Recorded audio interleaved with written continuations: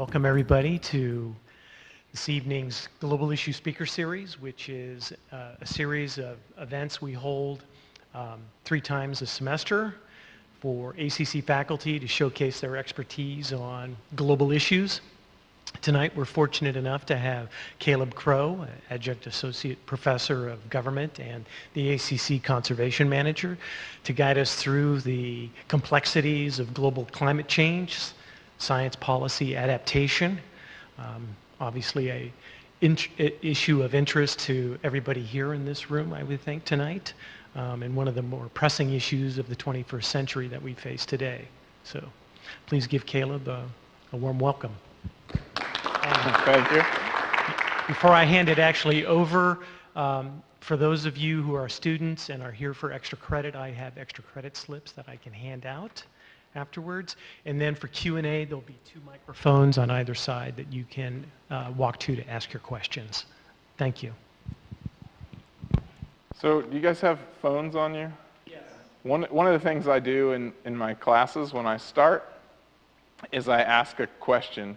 And if you guys will go to menti.com and put in that little code, we'll be able to see real time how you get your climate information. And I know so we have some ringers in the crowd that probably know more about climate than I do. I'll be interested to see what kind of responses they give.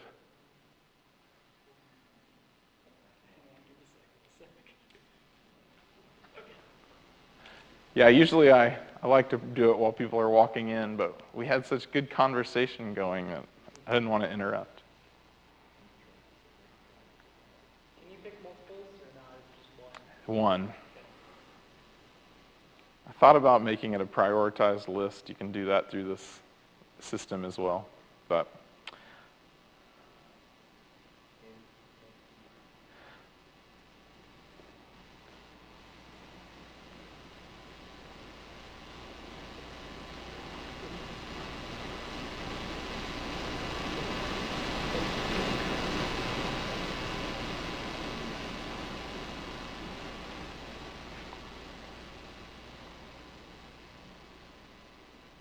I'm often surprised by the results of these sort of informal surveys. And of course, it's all anonymous. I can't tell who's saying what. And I never will be able to look at that. It stays anonymous. But I think we could probably infer some things about our audience based on their responses.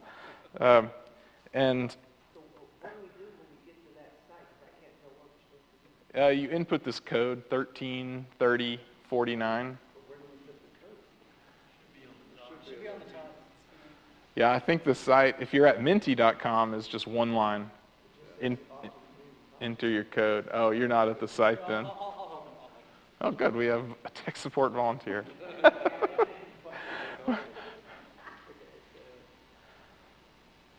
I'll give us a second until we... So it's classroom engagement is the idea. Whatever we're talking about, I can immediately get people to voice an opinion or choose a thing or take a stance, which is always what we want. And yeah, it's fully anonymous, so they can say whatever they want. I'm going to wait. Are we good? Oh no. Okay. We'll go with this. Everybody's pretty well agreeing that news media is the most trusted source. This one, weather person and meteorologist, is actually what the research says is the number one. And of course, we came up with a goose egg in our small population. That says something about our audience, I guess. I don't know why I have 2 of these. I'm just going to pick one and go with it. All right. So thank you for having me, and I appreciate you guys coming during South by Southwest. I know there's a lot of exciting, fun things going on right at this very second. And so we're going to talk about climate change. And I think we need to talk, right? My advisor, I'm not going to give you any of my background, but I have been in the climate research world for a long time. And the person I worked with most is this Nobel laureate, Dr. Katharine Hayhoe.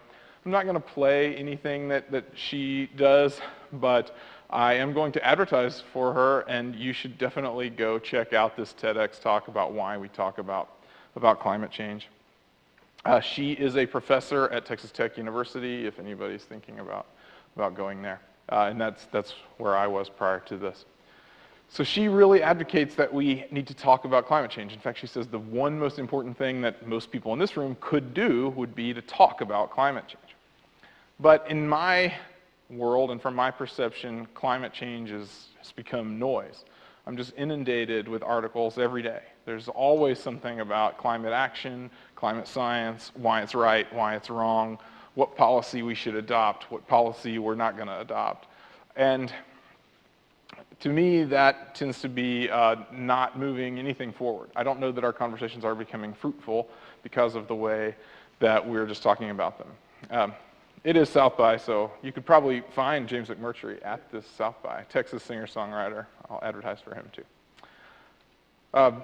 So I think in order to really have a fruitful, productive conversation, we should first learn about the science. So I'm going to move into the science section, and we're going to talk about how the sun, the earth, the atmosphere, and some lesser complicated things interact to create what we think of as our climate.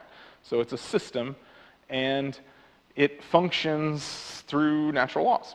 But I think a lot of people who advocate, and I don't just think it, the research shows, that people who advocate on both sides tend to be fairly ignorant about how climate change actually works. So you don't necessarily need to understand climate change to have a really firm opinion about it, which I think is maybe backwards. So let's start from the very beginning, right? The sun's sending a bunch of energy our way, and it's sending energy, right, to all the planets in the solar system, and our relative gravities are determining, how tightly packed our atmospheres are. So we receive this heat from the sun, and we store it, and that, in effect, is the greenhouse. That's the greenhouse effect. So I think most people at this point are with me, right? We're getting energy from the sun. We're storing it through the atmosphere. What people maybe don't also realize is that the Earth itself is emanating some kind of heat too. So there's heat coming from the planet itself, and the atmosphere also stores some of that. The excess from the sun and the excess from the planet both escape into space. And so you can see that Venus with its super thick atmosphere is getting really hot, where Mars with its super thin atmosphere is very cold. It also coincides with its distance to the sun, so that's somewhat confusing. So we've known all that for 5,000 years or something, right? So there's nothing new there. We also knew in around the 1850s or so that if we started putting carbon dioxide in the atmosphere, that in theory it should allow less heat to escape to space. So when light comes in, it comes in at full spectrum. When light goes out, it goes out at different frequencies. So the light that comes in can pass through the atmosphere freely, but the heat that goes out is trapped. And that is why we call it a greenhouse, right? Light and energy can flow in, but it gets impeded on its way out. Carbon dioxide is that impediment, among a lot of other greenhouse gases. But we'll focus on CO2 for the purpose of this particular slide. So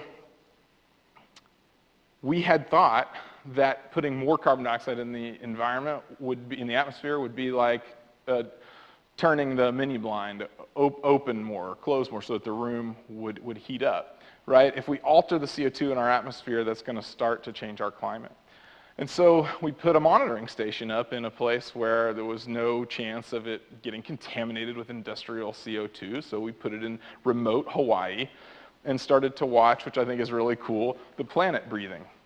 Every little green tick up and down is our planet taking a breath.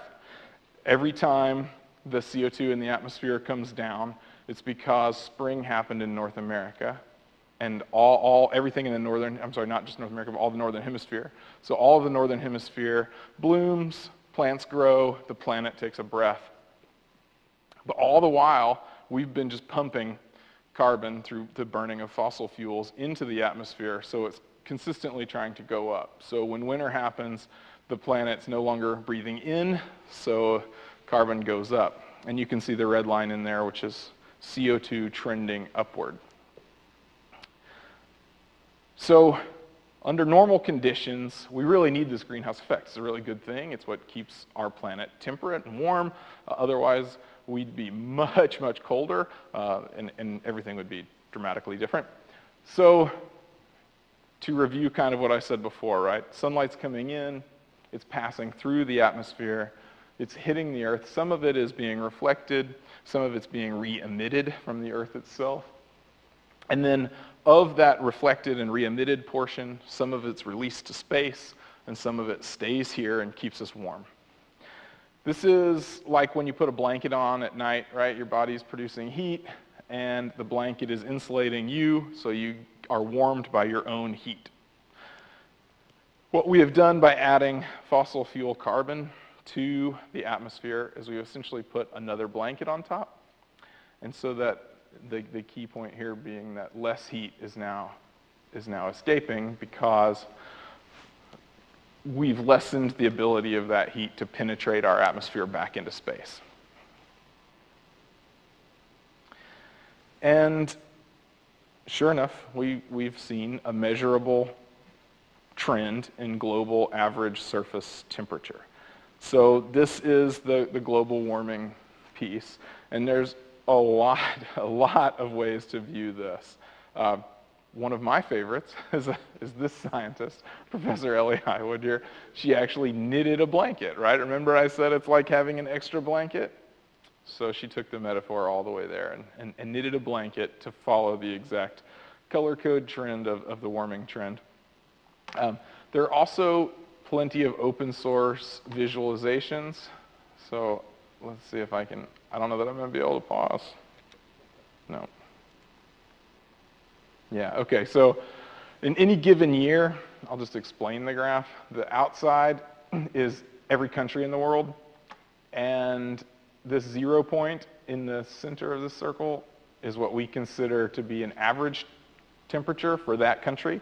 So you can see in 1935, Europe was hot, but America was cold. Below Asia was kind of cold. And we'll move forward if it'll let me. Yeah. As we progress through time, there continue to be some places on Earth that are cold and some places that experience a heat wave. But eventually, the entire planet starts to be hot all at the same time. And 9 out of the 10 hottest years were in the last 10 years. So eventually, the idea of is this happening is difficult to debate. And while there still may be some cold places here and there, the trend's fairly obvious. Uh-oh, how do I get out of here? So it's not just global warming, though. Often you'll hear people talk about global warming. Global warming this, global warming that. To me, if you're talking about global warming, you may have already identified yourself as being in a different camp than, say, the environmentalists, because environmentalists almost always use the phrase climate change. And so I get a lot, well, what's the difference? Well, global warming is one part, probably the most easily measured part of climate change. And there are lots of other indicators of ways that our climate is changing that don't necessarily have to do with temperature, but maybe are derived from temperature or even totally unrelated. So you can see on this graphic there are 10 different indicators. If the planet was getting warmer, you would expect 7 of them to be going up. Of course, all 7 of those are going up, and you'd expect 3 of them, the glaciers, the snow cover, and the sea ice, to be going down. And we can measure all 3 of those trends are also going down. So it's not just a question of, are our thermometers wrong? Are our thermometers placed in the wrong places? Are our thermometers being biased somehow? We have lots of other metrics. And in fact, we have hundreds. This is a summary of 10, but we can see a lot. Does anybody happen to know when the Bluebonnet Festival is here in Texas? Right. You saw some right now, and we're in mid-March, mid to late March. Well, they're actually, the bluebonnets are peaking about right now, but the Bluebonnet Festival is not for another 3 weeks. Are Texans stupid? Why do we have the date wrong? Bluebonnets are blooming earlier. You know, there are lots of different indicators.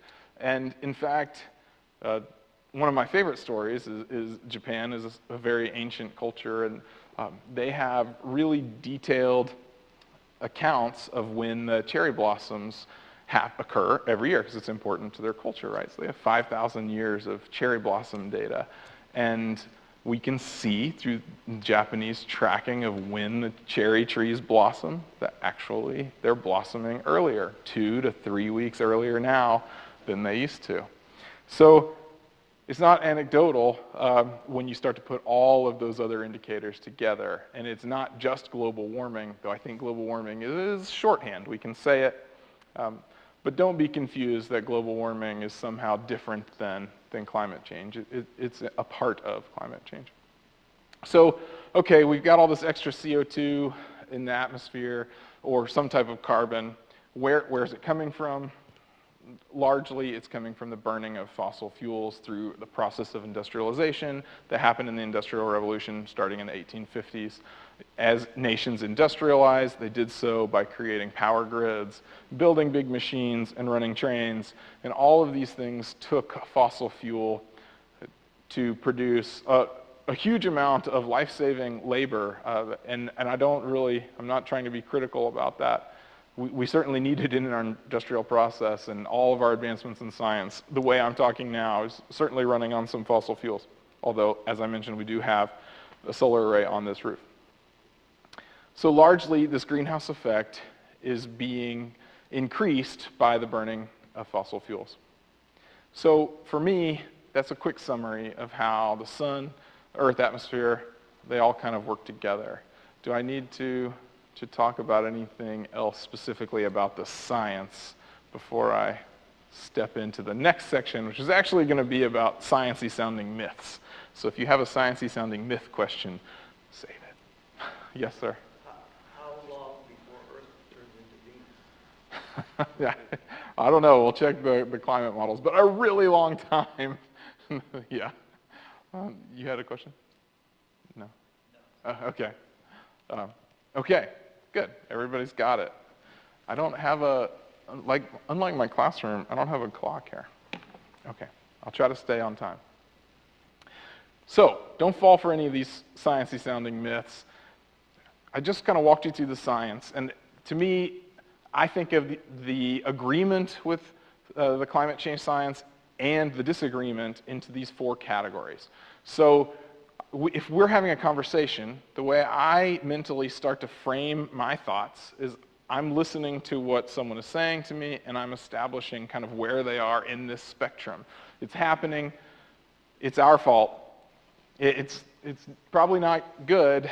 And then my 4th step, and Dr. Hayhoe certainly's 4th step here, is there's hope. I always want to end with this hope conversation back to we're not going to be Venus. There's hope. So as we walk through, we have a pretty small group. I'm not going to make everybody raise hands, so I'm just going to jump to what the research says people in teenage and adults believe. So adults are in agreement with the science of it's happening, right? Do you think that global warming is happening? So we're at that first stage. Do you think it's happening? And adults are saying, yeah, 63%. And teenagers are largely undecided. I think that's fair. They've got maybe less experience, and they're learning from textbooks, which have been potentially biased, or news media, which is potentially biased, or there's a lot of other potential sources that are also biased, right? It's really hard to find an unbiased source, in fact. And I also think it's important to note that teenagers, have a large percentage in the I don't know. Great, that's why we're here today. So let's talk about it. On the it's happening part, and even taking it a second step forward to it's not just happening, but it's our fault. We're the main cause. The science is not anywhere near what adults or teens were thinking, right? That they take step 1 and 2 all the way. Scientists largely fully on board with the it's happening, it's us. So why is there persistent thoughts and discussions and pundits talking about the other side, and what do they say? How do you make an argument to say that it's not happening or it's not us? The most common method is to look at a body of evidence and ignore it, but to focus in and say cherries are blue. Do you agree? If I only showed you the blue cherry, though, I'd sound a lot more convincing. But I'm showing you the whole tree, so cherries aren't, I would be wrong to say cherries are blue. So of course that's called cherry picking, and it is the most common, it's the most common way that you'll see any kind of article written. So if you learn one single way to detect kind of a sciencey sounding myth, cherry picking would be the one to learn. We're going to walk through a couple of these. So you can cherry pick in that global temperature increase chart that I showed by just taking any smaller piece and drawing a trend line very narrowly, right? So as you can see in this video, the real trend would clearly be up. I mean, anybody at any experience level would say, okay, the trend was up. But if you cherry pick only a handful of years in a very specific way, you can find a flat line again and again and again throughout the data, even though the data is clearly trending upward. So this is done all the time in the climate world. I started climate work in the 90s, and 1998 was a very hot year. So you would always hear that people would say, oh, there's been no cooling in 2 years and 10 years. And it's always a reference back to 1998. Well, that's kind of a weird year to reference back to. Like, why didn't you reference back to 1990 or just do it for the 90s? Or no, it was always back to 1998. And that's really how I started to figure it out. Like, oh, any new study that has a reference back to 1998 is cherry picking their data. They're looking at the chart, picking the highest possible data point, and then they can make their line appear to be downward. So you could say we've had 3, 5, 7, 12 years of cooling if you only zoomed in on that time period. To a climate scientist, the appropriate number of years is 30 years. So typically in the industry, we use a 30-year metric, and we'll only use a 30-year metric. You could argue for more, you could argue for less. It's very difficult to argue for less, though, because of this kind of thing. We used to use a 20-year, and people determined it wasn't enough, but that was even before I started studying climate science. So it's been 30 years as a standard for quite some time. Anytime I play a video, I get stuck. All right, so you've got the stair step, and you have what the trend should probably also have been. Another way to look at this contrarian kind of view, I think, is well produced here. A common mistake when interpreting statistics is to look at them from too short a distance. This can make everything unclear and confusing. So forget the details and take a step back. You're looking at a dog when you should be concentrating on the owner. As you can see, the dog is all over the place, leaping and bouncing, sometimes upwards, sometimes downwards. But where do you think it'll be in 10 seconds' time? Around here, right? But at this moment, the dog is on its way downwards. So why do you think it will find itself up there? It's because you've noticed the owner. The owner is the trend, and it's he who determines where they both will be in a while as a bit longer than a couple of dog bounds. He could change direction. There's a lot we don't know about this guy, but everything we do know indicates he's heading in that direction.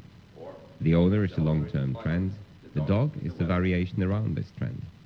Or, the owner is the climate, the dog is the weather. So there's a lot out there where people are trying to refute this kind of myth, because there's also a lot of people publishing the myth. Another thing that they might do is turn that around. They flip the script and they say, no, I'm not cherry picking, you're cherry picking. And they say, Actually, you're using just a 30-year time period. Well, that's super arbitrary and way too short because the Earth's been around for billions of years, and we have all this data. So they look at as much data as they can, right? I mean, when you start to go to geologic time, all of what we're talking about becomes less relevant because you're compressing millions of years of change into a tiny little piece, right? I've only got what's available in ice cores here, so I don't have all of Earth's history, but I do have 400,000 years dating back here. And even in this amount of time, you can see as carbon is a proxy for temperature, you can probably guess that there were periods of glacial creation and glacial retreat in this graph, and you'd be right. We've had 7 or so glacial retreat and growth period cycles in the last, say, 650,000 years. So that's way before human civilization, way before we started pumping any kind of CO2 or any other fossil fuel into the atmosphere. So how could that be? This is another counter argument tends to be there were ice ages and hot times before man, therefore it's not us, right? We're into the stage 2, it's us question. And to that we say, yes, yeah, sure. The sun can do it, and the tilt of the planet can do it, and there's a lot of various factors that scientists can look at and evaluate and determine, but guess what? We have satellites now. We can directly measure the energy we're getting from the sun. So we can make statements, clear statements about whether or not it's the sun this time. And so the question is not necessarily, can these things cause climate change? We know they can. We just also know they aren't. So at the stage 2, you ask teens versus adult, what, is it us? And this mostly natural thing creeps in at a very high rate, and even higher in adults, which I think is strange. So a lot of people then are falling into the belief that it is the sun, or it is some other natural, it's volcanoes, it's the tilt of the planet, it's some other natural causing thing. And those factors do contribute to climate change and climate cycles. So I can see how you could be confused by that argument. We have ways to know that it's us, to be more certain that it's us, right? Because the CO2 that we dig up and burn has a different isotopic signature than other carbon in our atmosphere. So we can actually go grab some carbon from wherever, whether it's the ocean or the atmosphere, and we can test it and know, oh yeah, this is fossil fuel carbon. We've detected it. So we can see human fingerprints on the carbon that's happening everywhere.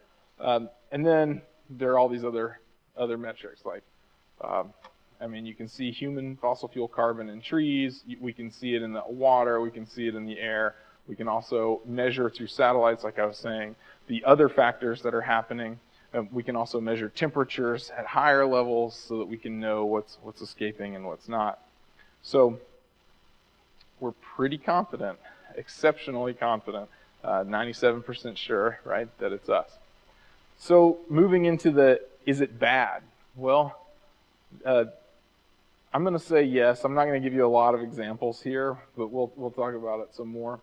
One of the ways that it's bad is if you care about critters and bugs and any kind of species other than us. So I'm leaving the human spectrum for a minute and just saying it's tough on animals that have evolved to work in a certain timetable, whether they migrate or whether, as in this example, they're nesting and producing children at a time when food traditionally, under a normal stable climate, would have been at its peak, right? You want your babies to happen when food is most readily available. And so spring has traditionally been where you have the food peak when you have the food need, right? The chicks just hatched. So the mom and dad bird, right, they're out there chasing all this food and bringing it all back. That's a lot of work. It's more work than each individual just trying to find enough food for itself. So traditionally, when this matched up, they were okay. But like the bluebonnets and like those cherry blossoms, other things have started to be delayed. So now peak food is no longer matching up with the nest. So animals are having to work harder to find the food they need to rear their young. And that's one of many examples of how it's going to be bad. Now, if you get into a conversation and you don't remember any of this, well, I really should have remembered it. There's an app for that. You can always find the major arguments, and this is updated all the time. So if someone comes to you and they start saying something, you can debate them. I don't recommend you debate them. I recommend you connect on core values and probably try to look over your differences in conversation. But if you feel the need to really figure out, just maybe after the conversation for yourself, like, hey, did that sciencey sounding argument really have merit? Let me go see what the scientists say. You have this kind of peer-sourced app where you can check out the arguments and figure out if it's something you need to think about more or find out more about. So Dr. Hayhoe says we can't give in to despair. We got to go and look out for the hope we need to inspire us to act. And that hope begins with the conversation today.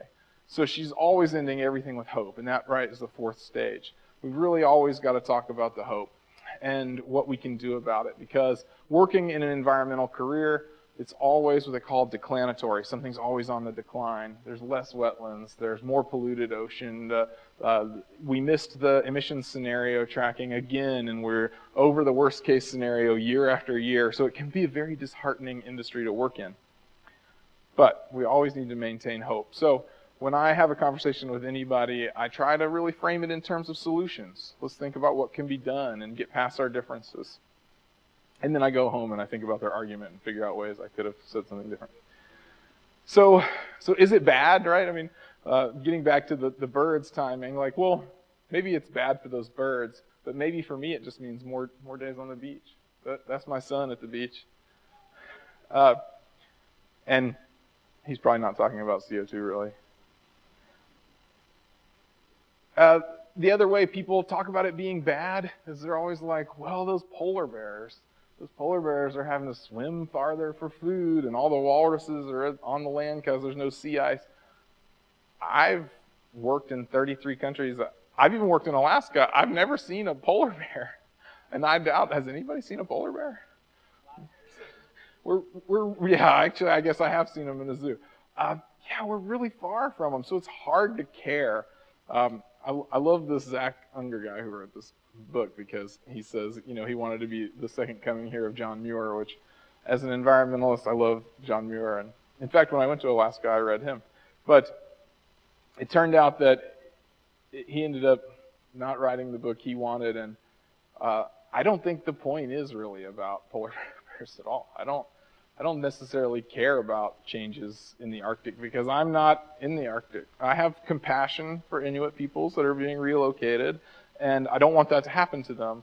But at the same time, I think it's hard for the general populace outside of empathy to really focus on climate change unless it's happening local. So what Dr. Hayhoe and many others have started to focus their climate science on is something called downscaling, where you take climate model projections that are global and broad and big picture, and you narrow it down to a specific city or place, and you start to talk about what impacts are going to happen in that community and for us.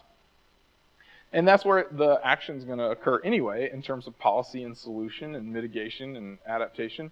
So we look at what is happening to us and where's it going to go. Austin has certainly done that. In fact, they brought Dr. Hayhoe in, and Dr. Hoffpair, who is a graduate of Texas A&M, like myself, if there's any future Aggies in here. And they started to look at what was going to happen to Austin in this Water Forward presentation that they did. And I'm going to go through just a tiny little segment of it. If you don't know about Austin's water, I thought that was an interesting graphic, but it's not really the point. My point is more sourcing. So if you're a city planner, you have to think about the climate, right? I mean, as an occupant of a city, you think about what clothes you buy, because you're going to have clothes to wear all year. And then the day's weather, you go to your closet from the available clothes that you've purchased, and you pick out what you're going to buy, right? So there's climate versus weather. A city planner kind of has to do the same thing. They've got to look at the variation, and it's Texas, so we have a lot of variation naturally anyway. And so you start to think, well, okay, I'm going to plan for a stable climate. And this is everything from building codes, from how much water you're going to need, from how you size your air conditioners in buildings for heat load, for cooling load. And you start to think about the extremes as well, right? Like, we need to be able to handle the extremes of where we live. And so we build differently here than you might build in Minnesota because we have a different climate. But if you turn it on its side, right, we know that climate is trending upward in terms of its global temperature. That makes the job of a planner really hard now. If you work for a city, now your highs and lows are way off. How many 500-year storms have we had in the last decade? Every time you open the news, I think you're seeing a 500-year or 100-year storm. We've had 3 500-year storms hit Houston in the last 10 years. So 1,500 years worth of severe storms in 10 years is a little crazy. And that's because you're having to push up this upper bound on what's happening in your climate variability. It makes the job of a planner and at the city level very difficult. And then, you've got to plan for an increase which you don't know the upper bound on, an increase that you don't necessarily know how fast it's going up. There are a lot of questions here that a climate scientist can still be working out. And you have to fight an uphill battle politically too, because some people don't want you to use estimates that show an increase in temperature for your planning cycles. And then what do you do with your lower bound? It's totally useless, right? You're making these really stringent requirements in a climate that they're never going to be touched again, right? So do you not enforce them? Do you make a change? How does that work? So what's that look like in Austin? What kind of things do we have to look out for? And so here, we've got warming, drought, land cover change, which is, what type of plants we have, how are our forests doing, what kind of trees. And then the water deficit, which you can tell from the maroon there, used to not be a problem. But hey, for the first time, Austin just had that boil ban this year. So now we start to see weather-related problems with our water supply. And we're going to see it even more. And, of course, heat waves, which we've had and we will continue to have. These are pretty serious things. I mean, we've thought we had bad drought before, so looking at 2050, droughts that last 4 times as long could be potentially rough. And Texas is somewhat the epicenter for these really expensive natural hazards.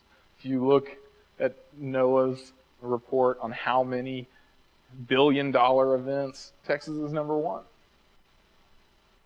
We're good at having a lot of weather-related damage. I think there's another piece, too, which I don't tend to mention as often as I should, but there's an environmental justice part where the people who are doing the least are suffering the most. We tend to put our power plants not where wealthy people live, but we have coal plants, and that lowers the property value, and it tends to be where the least affluent people are going to live, so they suffer all of the lung damage, and their children grow up with the least clean air.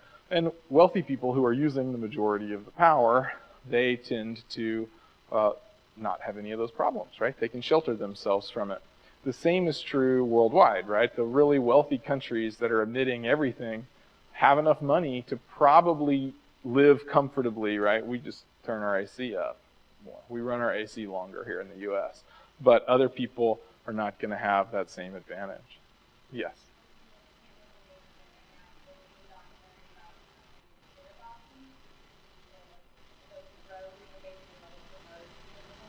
I'm going to talk about island nations and their own and their unique problems.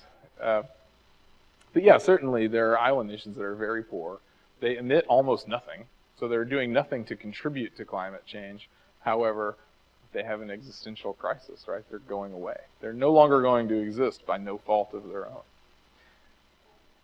And it would be American leadership that should, I think, by responsibility, take care of the problem. but that's not necessarily what we've seen. So what have we been doing about it? A lot. I think the initial reaction is to say nothing. We've been doing nothing. We've just been sitting on our hands, right? That's what you felt like you wanted to say, right? You felt like nothing. But I don't think that's true. I think we've been doing a lot. And it's not just, I'm a policy guy, like I say up here in the text. So yeah, I teach government. I'm going to focus on government solutions. Often I get stuck in I think we need to legislate ourselves out of this. It's not just that, though, right? There's not-for-profits. There's certainly corporate philanthropy. There's individual behavior change. There's a lot of different pieces to this that I'm not really going to cover that much. We can talk about it in Q&A, but for the most part, I'm going to talk strictly about policy. So policy, for me, starts at the municipal level. And we've got a community climate plan from the city of Austin. And I think it's a pretty beautifully written guidance piece. It's not law. It's a plan. It's telling us what we should do. What are all the different projects that we can put together to have an effect? And so it focuses on tasks that are achievable, that are practical, and that are effective. So that effective piece is, it's taxpayer dollars we're talking about here, and they're very limited. So how can we spend them in the best possible manner to have the largest effect? And the type of effect, I think, here is really important to note, and we're going to talk about it a little bit. But their plan, as you saw, it's a net zero, and they even, in their cover sheet, they have that big net zero. So they're focusing on lowering emissions, net zero carbon emissions by 2050. And I think there's a little politics that are exposed in that. We'll get back to it later. So the first step they do is when you plan, you look at where you are. They take a snapshot of what we've got today, and then you start to analyze it, unpack it, figure out how you can start to make improvement piece by piece, sector by sector. So they've done some, I think, pretty great work to look at where we are. And you can see here, residential electricity, probably the number one producer. Oh, I guess transportation is number one. Transportation, I think of as a little bit outside municipal control. It'd be really difficult for Austin to say, close a bunch of streets or to mandate electric vehicles. But in Austin, we have a municipally owned power company, Austin Energy. So the residential energy thing kind of is in their control more. They still have to meet market specs, and they're still selling a product. But at least in this case, we have an advantage. And it's a really big piece of our greenhouse gas inventory. Sorry, that's what that GHG stands for, if I didn't explain it. Otherwise, I don't care about the numbers so much. We're just trying to figure out which areas we might work at. And the other big one, commercial electricity, right, falls under the same kind of logic, where we've got Austin Energy. Hopefully we can do something about that specific area. So the plan does go into these areas and suggest solutions. It also is a second kind of reinforcement on what we expect to see in terms of climate change impacts here. So you've got their high temperatures, extended periods of drought, wildfires, and intense rainfall events. So their categories are slightly different than what I saw before, but we've certainly seen the last two that are different, right, with the wildfires and intense rainfall events. So one of the things about climate change overall is worldwide, we're starting to see more intense rainfall events. And you can very quickly establish a why, right? If I'm an engineer, so I'm going to talk about thermodynamics a little. Thermodynamics is, in this case, if we start to analyze our climate system, global mean average temperature, or global average temperature, right, is also a statement of how much energy there is in the atmosphere, and a statement of how much water can be absorbed as vapor into the atmosphere. So at higher temperatures, we can absorb more water vapor, which means as the planet warms, rainfall is going to become more intense because it stays saturated until it's oversaturated, and then it rains out. So just imagine the atmosphere filling up with water vapor until it can't hold anymore, and then it rains out. And when it rains out, it does so in a more intense fashion. So back to my city planning, cities now have to worry about stormwater runoff in an increased intensity environment. So before, when we used to think about how hard it rained, we're not doing enough. In other words, for our streets, for our stormwater sewers, for what we do for restrictions on new building. And you end up with something like Houston, where you've allowed, in Houston and Harvey, for example, where you've allowed all kinds of building and you haven't restricted any stormwater runoff, and you have bayous that are effective up to a certain point and not really beyond. And then when you receive rainfall that exceeds your built expectation, everybody gets flooded. And then you have 3 or 4 more floods that same year that are catastrophic, right? I mean, it starts to be a really large problem for city planners. And what do you do at that point? You've built your infrastructure. It's very difficult to come back and retrofit infrastructure. But you can see Austin has infrastructure and land use in the plan. They also have energy and energy efficiency, and then, of course, transportation and waste and organics. All things that we do here, pretty much all things that we do here at ACC, too, by the way. If you want to get involved in a small scale, we probably have some aspect of these in the Office of Energy and Sustainability. So, like I said, Austin owns their energy company, so Austin Energy, and we can look at how the energy company is making changes right now in real time. They actually allow us to go through a link and to see in real time. I looked this morning at 10 a.m. and Austin's power mix was at 40% renewable energy. And since July of 2017, it's been 31% renewable energy. So if you do nothing at all, the city of Austin's already diverted 30% of your emissions from fossil fuel energy. You can, of course, do something else. You can buy green power through Austin Energy, and then your pie chart, your individual pie chart, would be 100% green. And so I kind of recommend you do that, but it's cost more, so I get it. Yes, I'll go back. If you're with Austin Energy and you have an account, you can just select to have their green plan.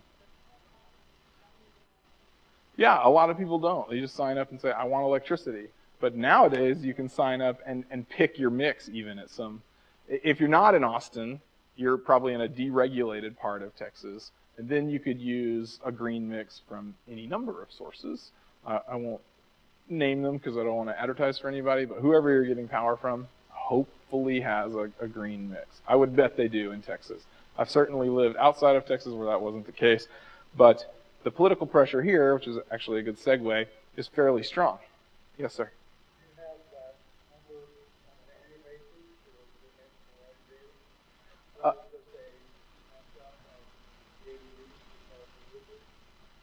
It's about this. It's right about 30% on an annual basis. Mm-hmm. Yeah, I tried to find, I wanted it from like a January 1st to a January 31st, and I guess they don't track it that way. They set up their year differently, so. But I've had to look at it on many occasions, and it's pretty transparent on Austin Energy's website if you want to know exactly what their energy mix is. And I think it has to be by law. So actually, wherever you're getting power, it's probably going to be fairly transparent what the energy mix is. Some places are going to be all hydro, some places are going to be all nuclear, some places are going to be all natural gas, or it can vary by geography. But here in Texas, hopefully, Texas, by the way, is #1 in renewable energy, so hopefully you'll have fairly a decent amount of renewable energy. It won't be 30% though. 30% is high. So, yeah, so how do Texans feel? We're a red state, and since Reagan or so, the Republicans have not been the party of environmental policy. They've tended to be the opposite. Before Reagan they were, and then everybody switched. So it gets confusing, and I view it totally as nonpartisan. But in a statewide survey, 70% are right there with #1. Yeah, it's happening. And over half say they have firsthand experience with it. So I think that's interesting too. Like climate change is starting to happen rapidly enough that you can see it on a human scale.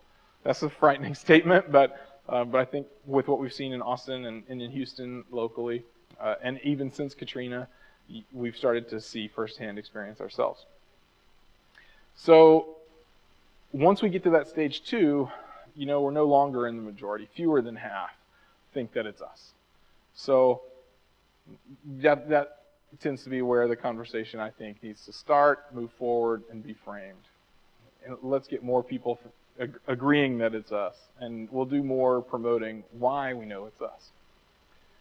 And then that last bullet point, let's see, more than half of Texans say we should do something about it, which I think is really strong. So you don't necessarily have to agree that we're the cause to believe that we should take action. But I think the type of action you might take would be different if you thought we were the cause versus if we're not the cause. But 62% want action from Congress or federal government, 59% want action from the state government, and then 60% approve of climate policies and actions locally. So we're seeing that largely, as you saw in Austin. I'm not going to talk about any other cities, but there are definitely other cities doing things. And going into more detail about what Texas is doing, I think people largely would say, oh, Texas is doing nothing, but Texas is actually taking some steps. For example, they recently produced this coastal resiliency master plan. Oh, by the way, if you're in the industry, resilience is the word, not resiliency. So don't write resiliency, generally speaking. But this, I think, is a really good document. It's full of projects where we can do things. Hey, we're going to do dune restoration. We're going to put in erosion control, and we're going to do marsh restoration. And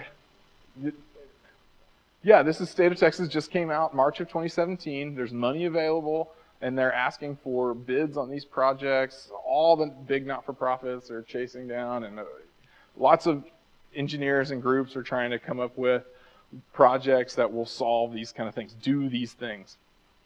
So I don't know if you guys caught it, but right in the Austin plan, we had net zero. We were chasing zero emissions. And in the Texas plan, we're restoring dunes and we're looking at erosion control. So that brings me to this kind of vocabulary lesson in the jargon of climate change industry, which is mitigation versus adaptation. So climate mitigation is when you're trying to stop climate change from happening, trying to mitigate the worst effects of climate change. Climate adaptation is when you're trying to brace for those effects. Like, I'm going to build a bigger air conditioner because I know it's going to get hotter, versus I'm going to stop using my air conditioner because I don't want it to get hotter. And Austin Energy phasing out fossil fuels is mitigation.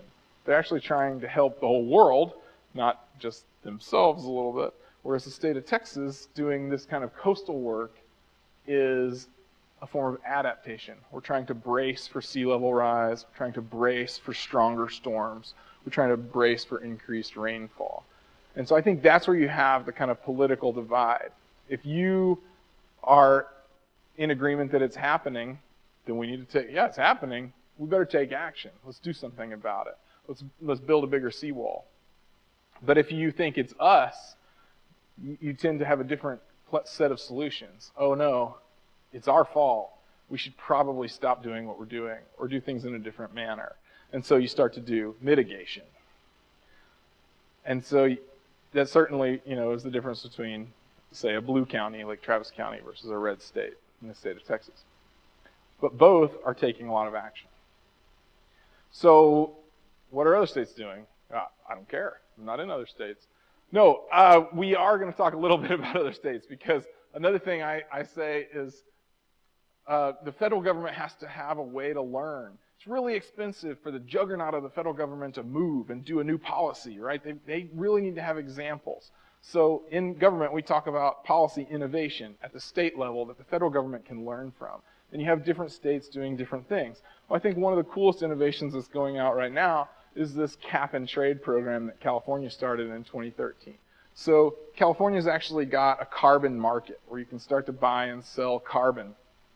And it's one of the things that's being pitched for a federal solution, if the United States could do it. The EU is already doing it. The the EU does it too. So that's another way we can start to look at policy innovation. We can look internationally. What are other countries doing? Are they doing a good job or a bad job? And how do we adopt their plans and make them a little better? So we do tend to look at other states, and states are doing all types of different things, more or less successful. California certainly pushes the envelope. And so what has the United States done recently? So now I'm walking up that ladder to the federal government. And we had a lot going on. These are just a few accomplishments during the Obama administration, and I think they can be really, really important. Increasing the national fuel efficiency standards, for example, so that our cars get more mileage. That had been called for decades, and we finally did it. I mean, we're talking about reversing it now, but for now, we've actually kind of demanded innovation from private sector. And, there's a lot of other things, but I would be, I think, talking about what was is not really all that productive. So where are we today? I think there's a couple of things happening. The Energy Innovation and Carbon Dividend Act is just been, if you're used to looking at these, you're probably not, but I teach government, so we look at these from time to time. This little tracker you can see, like in the how to become a law, right? They're at just step 1. And you still got to pass the House, still got to pass the Senate, still got to be signed by the president, and then eventually become a law, right? So none of this is going to happen. But we do have it out there. It's been suggested that we should put a fee on carbon and return the money to the people. So whoever's using carbon, or producing carbon rather, would pay a fee, and then that fee would be distributed to people, citizens. Yes?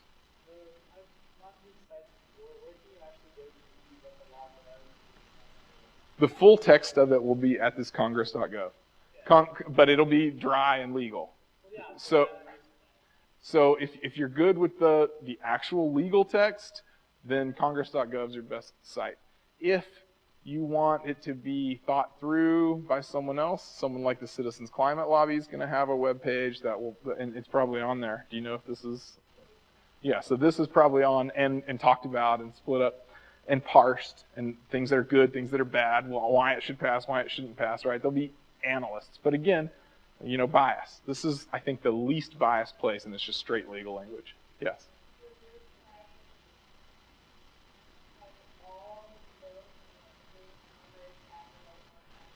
Yeah, that's a lot. And very few of them are about the environment. That's true. Yeah, if you want to see what's up for this legislative session, congress.gov. You can look at bills that are in the House, bills that are in the Senate, and this one is in both, actually. I put the House, you can see HR 763, a House resolution, but it's also been introduced in the Senate. They're trying to work it from both ways. I bring the House one up because I think it has a greater chance of passing the House than it does the Senate right now. But I think the elephant in the room is the Green New Deal, right? What's America doing? Everybody wants to know about this, the Green New Deal. And I'm not advocating for the Green Party, but I really like this graphic, so I was happy with the Green New Deal picture. So what is the Green New Deal? Like, I again, talk as noise. I hear Green New Deal all the time, and nobody ever tells me what it is. So it's not very far along, but as it is getting so much publicity right now, I wanted to talk about it for a second. So the plan is to invest in sustainable businesses and to move to 100% clean energy. I don't like the term clean energy. I would rather they change that language, but by 2030, because clean energy can mean a lot of things. Are we gonna go all nuclear?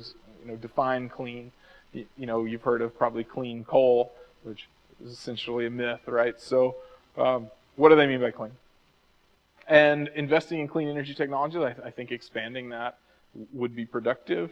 We did invest in clean energy technologies before, but an important piece here is redirecting research funds away from fossil fuels, and I like the term dead-end industries. But again, who's choosing them? What's it actually going to look like? in the end. But the big piece, establish a renewable energy administration modeled after FDR's Rural Electrification Administration. So the Electrification Administration was when we electrified fully the U.S. We looked at rural areas where there was no electricity, and we built infrastructure to reach them so that everybody had power. We industrialized. We brought the whole nation up to a common standard. To do that for renewables would be quite a feat and would dramatically change our economy in ways that are probably not predicting right now. And then there's the other half of it. It's not just about energy, but it's also about equity. And so they have this big jobs piece. The good thing about renewable energy jobs is renewable energy is here. It's not in Afghanistan or anywhere in the Middle East, right? The sun and the wind is in America. So American technicians, American installers, American, hopefully, producers, so that we can have a huge jobs bill that puts a lot of people to work. And, you know, they're saying here it would be the employer of last resort in these green infrastructure jobs, but if you can't find another job, there will be a green infrastructure job available for you. And I kind of think that's a beautiful thing. But oh my God, like I said, it's got a long way to go. Notice this one, it's got a different progress bar on the bottom because it's just a suggestion to recognize the duty of the government to create a Green New Deal. There's no Green New Deal, right? It's not even so don't get your hopes up to this. Right now, Green New Deal is talk, and it's a lot of ideas leading into an election season, but they're pieces of a policy that can become a platform. And so hopefully the next platform will incorporate some or all of these pieces. So I think it's really important. Remember, right, we're having a conversation because it's important to have these conversations. And I think that's a piece of it. We talk about what it is we need to be doing. So I'm glad it's being brought up. I'm glad it's being talked about a lot. What are the international community doing, right? So the Green New Deal is talking about these dead-end industries and trying to get off our dependence of fossil fuels, where the United Kingdom's CO2 emissions have fallen for 6 straight years. And I think that is a great headline. And is that unique? We'll find out. So what they've done in the UK, according to this article, so I just put their sources here. Their emissions have been going down. Carbon emissions are going down. And their GDP, which I'm using the gross domestic product to talk about their strength of their economy. If your GDP is rising, your economy is strong. If your GDP is falling, your economy is weak, right? That's my proxy. So when I say GDP, you can think, how strong is the economy? Well, what they've done here, and why this article is important, is in my world, it's essentially the Holy Grail. Have they found a way to detach or separate from the correlation between economics and the economy? And you hear all the time, pundits and political people will say, I think we need to save the environment, but not by sacrificing our economy. You hear that all the time. I like the environment, but I'm not going to sacrifice our economy for the environment. So if it were possible to do one without the other, that would be really important, right? So what I did my master's thesis on is actually that topic. So I have a few graphs that I'm going to just show real quick, and I'll get you up to speed on them, right? The blue line is the growth of our economy. America first. We're doing America first here. So economy's grown great since the 60s. You can see a little dip. We had a recession. But emissions have also grown, the trend line matching up fairly well with what the economy's done there. But the emissions are kind of all over the place. I think it's also, this is interesting and tangential to my point, but you see that our emissions have been coming down. This, by the way, is cheap natural gas. So this is a fracking effect. We moved our economy off of coal and onto natural gas, which is lower carbon emitting. So you can see that here. But you don't really see an effect in the economy when we did that. We've switched right about the time. You can see, I think part of this was probably the recession. This little dip is the recession. So you can see we started in the recession, and then we came out of it, and then there's a second dip, which is in no way seen in our GDP. So you start to see hints, like, oh, renewables have definitely grown, not at the scale of a diversion from coal. from coal to natural gas was massive. So what, oh yes, sir.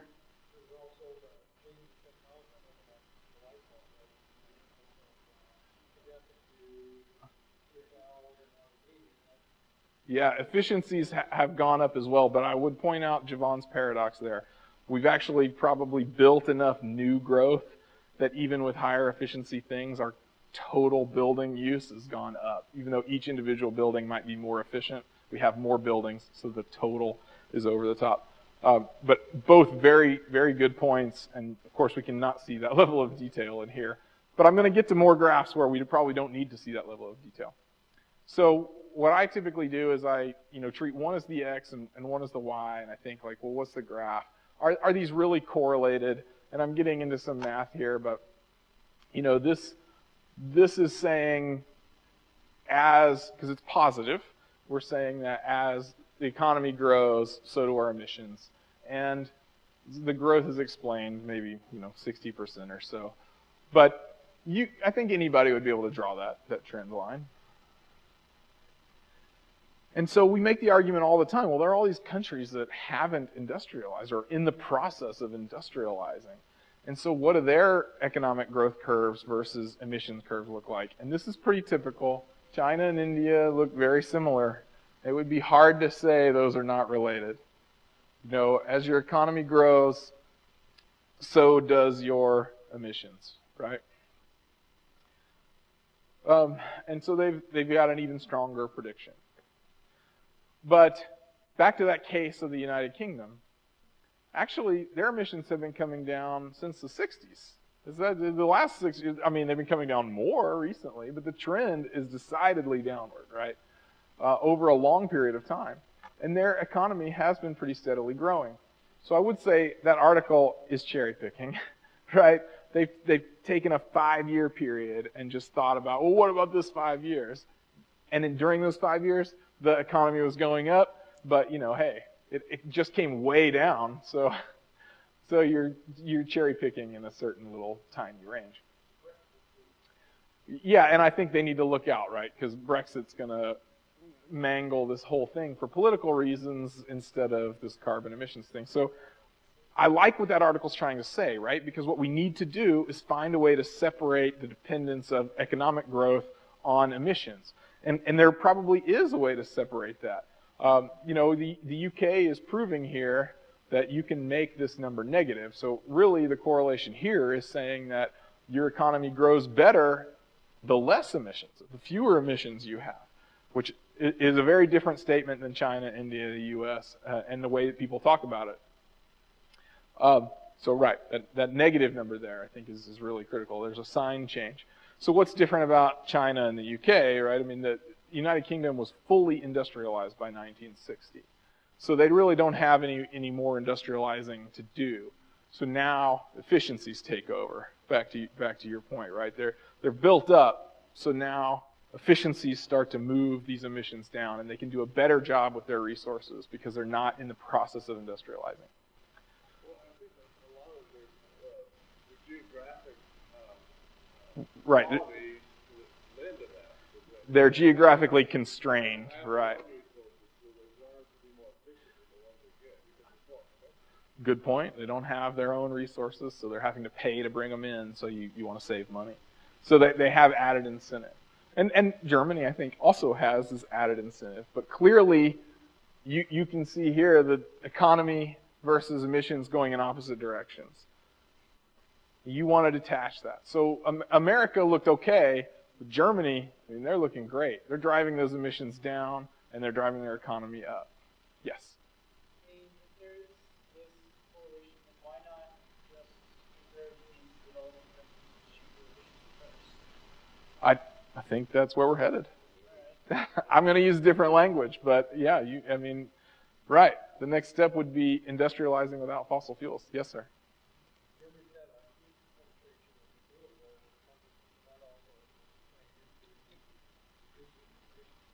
Yeah, that's 100% of it, I think. Germany, rather than making the switch from coal to natural gas, made the switch from coal to renewable.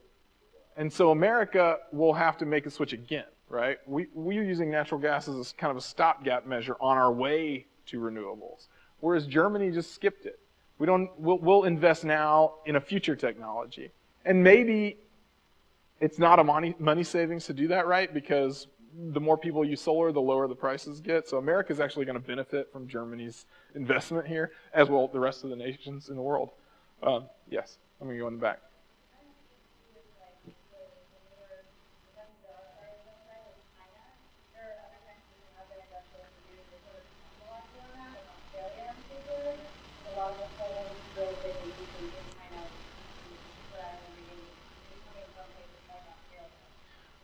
Right, in America, yes, the idea of outsourcing your emissions. So you have your resources, and you've gotten over into the need for them because you found better ways. So, but they're still valuable. So rather than keep them in the ground, you still dig them up and sell them to somebody else that's in the industrializing process. So now we have that social justice piece where, like, well, coal's too dirty to burn in America. We don't want Americans to have bad lungs. But if Mexico wants to burn our coal, well, great, because that's money for us, right? So we tend to do that. Everybody does it. Australia's doing it. It's happening all over, I think. There are very few nations that vote to leave it in the ground right now, but I expect we'll see more. Holland, the Netherlands, did vote to leave a massive bed of natural gas in the ground. And I think that was the first time that's ever been done. I have one behind you, Tim. Yes, sir. Germany have a natural gas resource,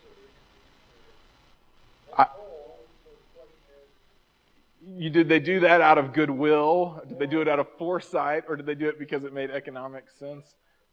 I don't care. I'm glad they did. I'm showing that they've done it and that it is possible.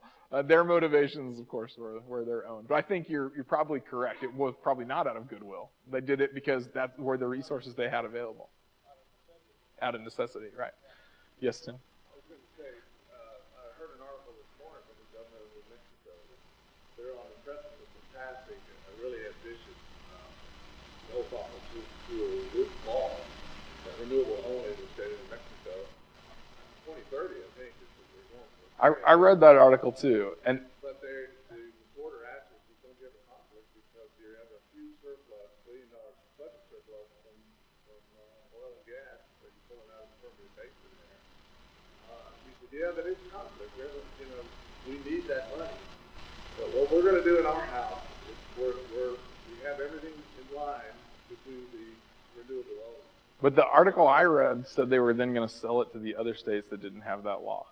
So to your point in the back, like, We're not going to sabotage their economy for that. right. So we're not gonna make our power from oil, but we're gonna export our emissions to the neighboring states, right? So it can happen at all levels, but progressively. There's a conflict there, but they're going to take the all about the money. A little, I mean, it can be necessity, the money. My point is less about whether or not we're economically motivated. Certainly we are, but that we can separate these two curves, and we can diffuse the argument of I'm not going to sacrifice the economy, because I think we can prove you don't have to.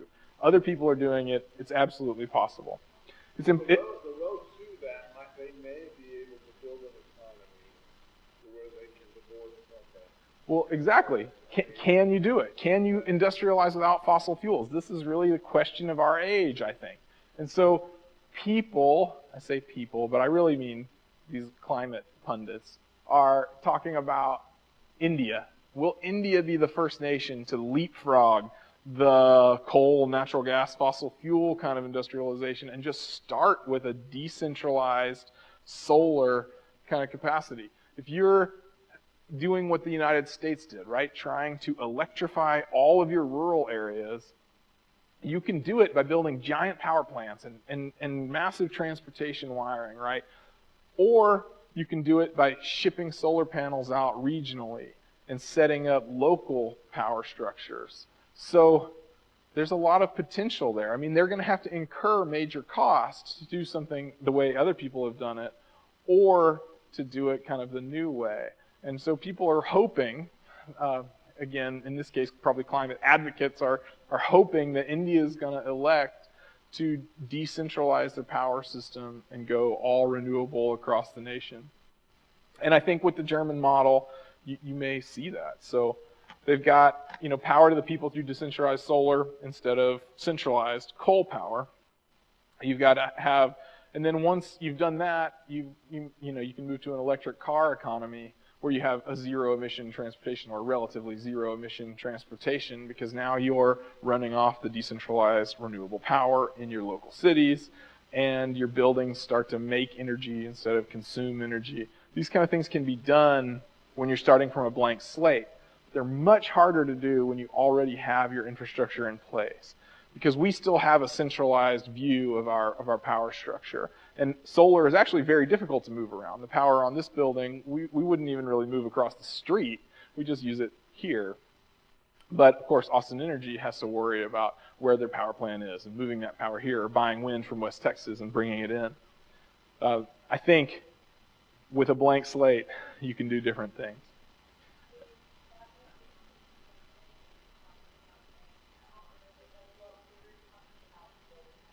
Little of both.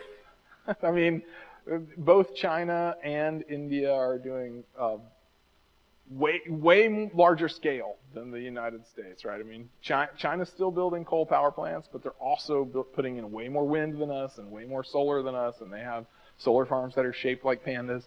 And they have a really elaborate way of dealing with the same issue. So it's not just us talking, but I think, and when I say us, I'm actually going to mean the UN, because, right, the next thing is all these nations meet, and instead of being like us, people in a city talking about it, it's actually nations leaders and elected officials. So one of the things I got to do was actually go to the negotiations for the Paris Accord. And so this is an agreement with the United Nations Convention on Climate Change, so the UNFCCC. That's the part of the UN that concerns itself with climate change. And this was born, of course, out of the Kyoto Protocol. So we already had an agreement. In that agreement, the old one was expiring. And so now we needed to think of a new one. So all the nations get together and they talk. And this particular agreement is set to take effect in 2020. So it hasn't taken effect yet. So here we are in late 2015 in Paris, and they did the biodiversity fair along with the climate conference. So you see that blue whale on this in there. And there I am as a tourist at the blue whale. You can see me. See? And then I got to go to the United Nations building as well, which is like this temporary warehouse that they threw up for the purpose of this meeting. Very high security, but a lot of fun. So the articles that I wrote use this metaphor for a potluck, right? Because I'm from here, and we have potlucks. Everybody's been to a potluck. The basic structure of a potluck, if you haven't, is that you want to have a dinner and you want to bring a bunch of guests, but you don't want to have to cook everything for them. So instead, each one of your guests becomes responsible for a different dish. And you can do it at a large scale, right? So attendees volunteer that, hey, I'm going to bring a main course, or I'm going to bring a side. Typically, they're going to look through their pantries, figure out what they have, what they can bring. They're going to evaluate their own cooking skill. I'm really no good at cooking, so I'm going to bring beverages or something, right? And then if you want to go, but you don't want to bring anything, typically some social pressure is applied, right? And there's an organizer who will then say, no, you're bringing whatever this kind of dish, or just bring chips, it's okay. And then the organizer kind of reviews for comprehensiveness. Do we have everything we need to make a full meal? Anything missing gets kind of reassigned, reallocated. We can't have 30 desserts. We need to have some main courses, right? And so then more pressure is applied to those even still reluctant individuals. And by the end, you've got this big meal, and sure, people eat different amounts and people brought different amounts, but they've shared in creating this potluck dinner. So that's what happened in the Paris Agreement. Nations have volunteered to bring conservation measures. And typically those conservation measures take one of two major forms. They're either going to lower emissions or they're going to change their land use by planting more trees. I gotcha. So we've planted trees for nations that have cut a lot, deforested a lot, right? I'm looking at Brazil here. And then nations that are fully industrialized can start to think about emission reduction, right? Now we're to Germany, UK, United States. And some countries may not want to do it. Well, that's what the UN's there for. We do this shame and blame. You start to point at different nations and say, come on, you've really got to do it. And then once everybody's committed, they've said what we can do. Yeah, I can probably put in compact fluorescence, or even better, I can go to LED light bulbs. Well, then that'll save this many kilotons of CO2 in the atmosphere. You start to tally everybody's savings up. And the scientists then plug that into their model and they say, well, are we going to reach 2 degrees Celsius, warming of 2 degrees Celsius for that? And that was the initial goal of the Paris Agreement, was this 2 degrees. But, it's not enough, because you got these island nations that are like, wait, 2 degrees? We're underwater at 2 degrees. We do not exist anymore at 2 degrees of warming. So they go back and they press for 1.5 degrees. And in fact, the language was well under or attempts to stay well under 1.5 degrees Celsius of change. It's because it's not enough, right? So you got to start to specifically request things. And then you start to look like, well, is this person only bringing chips when they've got like a massive pantry full of all kinds of stuff? Well, they need to do more. And, that's us. We offer just a tiny little bit of stuff, but we could probably do a lot more if we tried. And so in the end, hopefully everybody lives, right? That's at the UN, that's really how they're talking. This is life on the planet or not. Can we stop runaway climate change? And sure, everybody acknowledges that it's unfair because wealthy nations are paying a lot more and they're doing more things. And sure, some nations got to emit a huge amount, right? Back to the U.S. We've been emitting for a long time. We've been the number one emitter for like 50 years.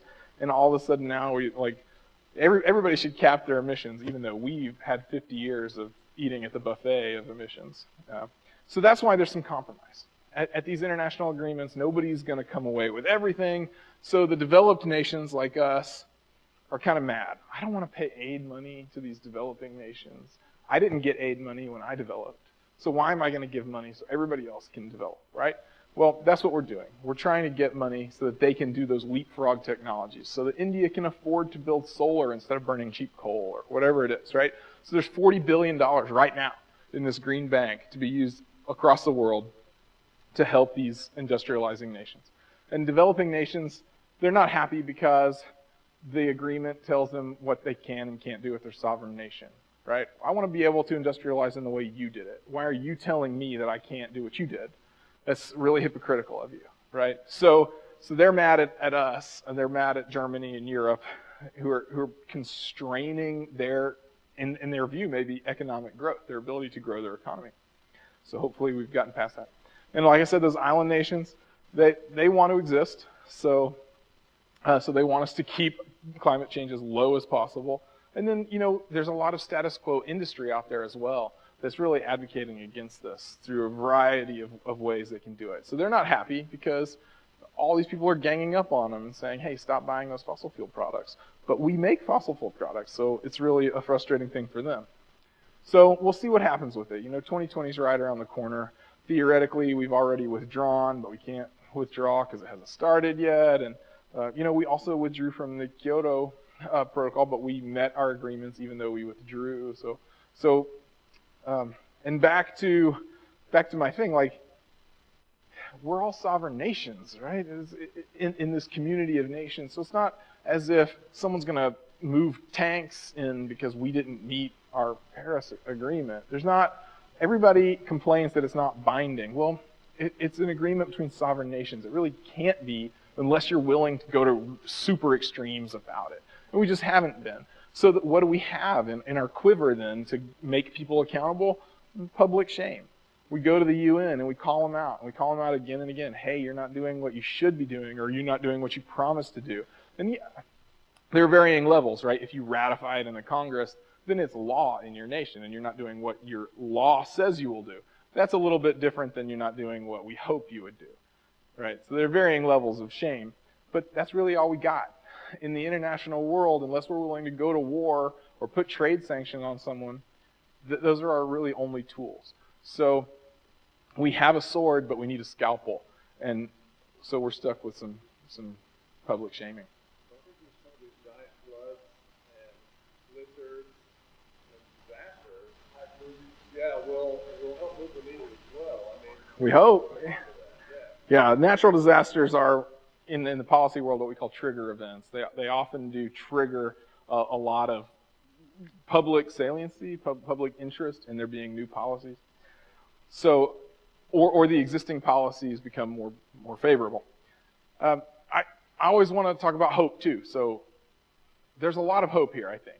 We talked about what people can do. Well, all these agreements, all this money, this is jobs, this is careers. So I think there's everything, right, is a related career.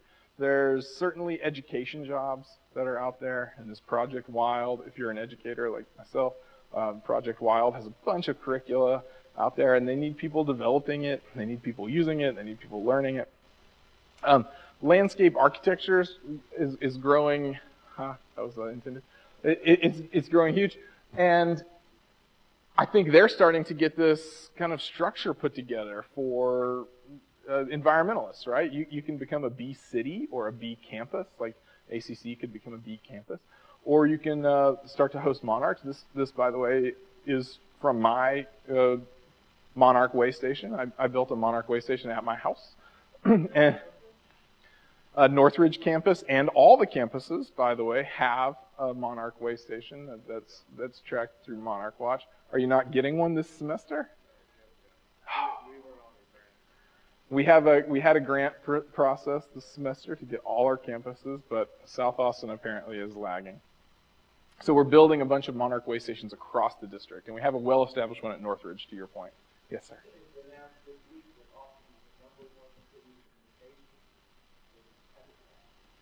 That doesn't surprise me. There's Monarch way stations all up and down.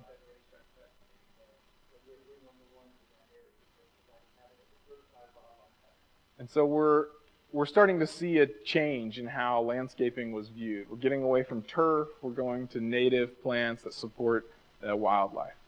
But there's also these kind of more STEM jobs, right? Construction, architecture, building science, and engineering. I of course, am an engineer. So this is a picture I took. Anybody know where that's from? Yeah, it's the ACC campus. You can't take classes there right now. And it's in a rough shape, but it's beautiful. It's right outside the Capitol, and we're rebuilding this. Like I said, ACC has a LEED Silver standard, so we're remodeling this historic building into be, hopefully, fingers crossed, a LEED Gold building. We're not there yet, right? So we can't guarantee what status it'll reach. But if you're in construction, architecture, building science, engineering, you can lean towards the green side, right? You can just work those and not think about the environment ever in your whole career. That's why these are related jobs. Other related jobs would be like communication, film, photography, and the arts. But I think you can also start to steer those kind of jobs towards climate change work. This was a documentary that Dr. Hayhoe stars in. And so I, of course, worked for her during this time. So I worked on this documentary. It won the Emmy for Best Documentary. And it's pretty fantastic. I mean, it makes a lot of connections and things that we didn't talk about worldwide. But we also had the Vice people come. I got to work with HBO's Vice, doing documentaries, again, of course, on Dr. Hayhoe. And, you've probably heard Leonardo DiCaprio. He has his own documentary, and met with the president. Dr. Hayhoe met with him and the president there. So there's a lot of people that are doing this that didn't probably think about the environment in their education as they were growing up. But we need them. We need them really bad. And that's why I played the dog walking, too. I thought that was a really creative way to show a trend. And somebody had to animate it. So we need these animators. And normally, jobs tend to be thought of as, well, you need an engineer to be a lead building person, or you need someone who has studied sustainability directly. There were a lot of indirect jobs there. But I think there are still these really direct jobs, where you can exclusively wake up every day and say, I'm going to save the world. What can I do today to save the world? So the number one here, of course, I think would be conservation biology. What are these? They're cranes. These are sandhill cranes, but at this picture, it would be hard to tell, maybe. So I had the opportunity to, Texas has named the sandhill crane as the climate-sensitive species. We track sandhill cranes. So this is actually out in West Texas in one of the playa lakes, so they'll fly through and they'll land. And we grabbed them and strapped these GPS satellite trackers onto their legs so that we could watch them.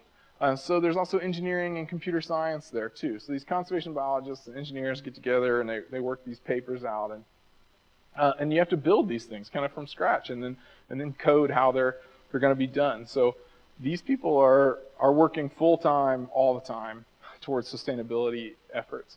The same is true if you want to become like a lead consultant. We talked about it in the early talk, but leadership in energy and environmental design is a way to build a building, so it's a design standard for a building. And that building can be built to conserve water, to conserve electricity, to promote habitat, and to have healthy breathing spaces for its occupants. So this was coming in 2018, so you can go there now. It's fully built, and it's LEED Gold. We did a great job. I love this facility. So like I said, I'll be talking about the green characteristics of this building during Earth Week. I think it's on Friday of Earth Week. That's in late April. This is in Leander. This is our Leander campus. We call it San Gabriel campus because it's off San Gabriel Road. Beautiful facility and a LEED Gold. And we have LEED buildings all throughout the district. So it's right at the end of the train and right at the end of the toll road. It's really far from here. Another thing that you could do as a career would be, of course, to work for the UN. And I talked about the UNFCCC, but there are other areas of the UN as well. And one of the things the UN has developed is this idea of these sustainable development goals. In the United States, we pretty much just talk about sustainability. But in the rest of the world, they call it sustainable development, right? Because we don't think of ourselves as developing. Maybe nobody likes to think of themselves as developing, but that's the language the UN uses, sustainable development goals. And of course, you've got all kinds of aspects of equity and environmental work up here, right? No poverty, no hunger, good health, quality education, gender equality. So this is where that $40 billion is largely going. Clean energy, certainly, we've talked about that. You know, life on land, life below water, protecting the planet. This list of 17 sustainable development goals is growing in popularity, and you're starting to see corporations adopt it. You're starting to see all kinds of conferences use it as their themes, and many talks you'll see individual icons like at the bottom in the first screen, because they want to say, like, this talk addresses these SDGs. The UN loves their acronyms. So Sustainable Development Goals. If you ever see that, you'll be like, oh wow, Professor Crow told me about that. So the way we could embrace those SDGs here would be to create something like a RCE, right? I told you they love their acronyms. So a Regional Center for Expertise is what that RCE stands for. And it's supposed to be an agreement or a council of corporations, of nonprofits, of educational institutions, and anybody else that wants to partner. So this kind of sprawling partnership regionally, everybody's supposed to be able to drive to the meeting, so it would have to be something like a Central Texas. And often these are hosted out of community colleges, which is why I bring it up here, because I hope it gains some traction. I continually want ACC to produce an RCE and reach out to the CAPCOG, the Council of Government, to try and reach out to our corporate partners and start to talk about what we could do in our region to work on these sustainable development goals. If you can get everybody together talking, you're really starting to move forward, and you can figure out what it is you can bring to your potluck of solutions. Did you want that previous one? This is being recorded, so you can watch it, or you can just walk over to my desk and I'll give you the slide.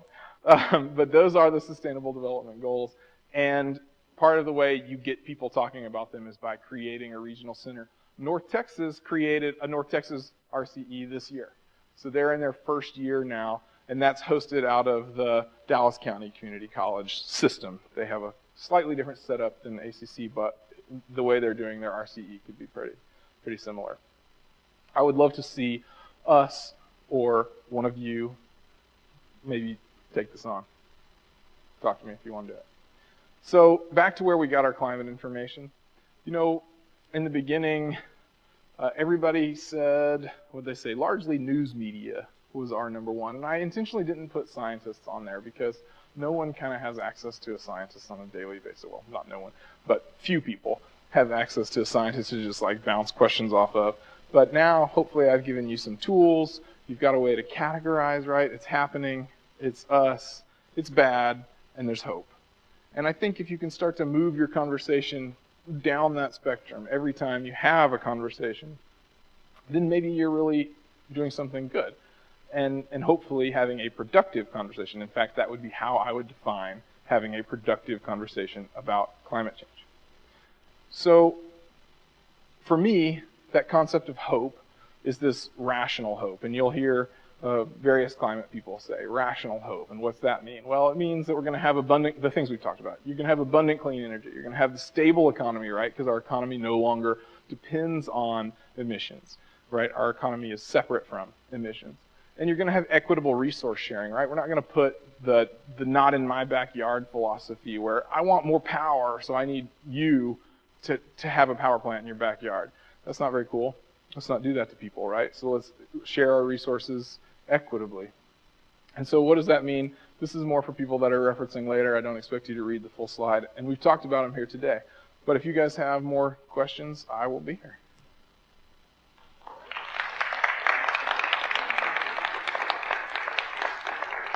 See, he likes birds too. Yes, sir.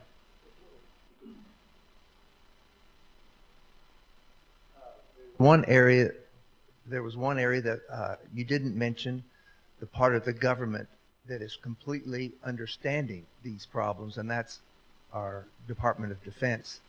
In their recent National Climate Threat Assessment, they said climate change is more frightening than nuclear war, and yet that didn't get much traction.